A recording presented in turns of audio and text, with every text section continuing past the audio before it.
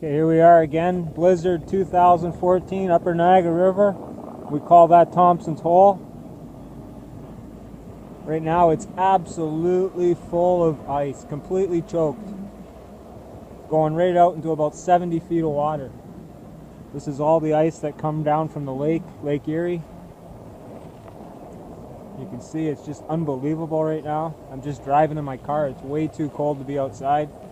But anybody that fishes this river, you know this drift. This is the back drift. It's Thompson's Hole. This is the Blizzard 2014.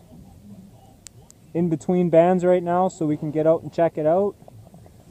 It's going to get worse before it gets better. You can see with that snow blowing, you can't see anything at all. I'm going to check out a few more places. This is Thompson's Hole, Fort Erie, Ontario. Blizzard 2014. Good luck. Go fishing.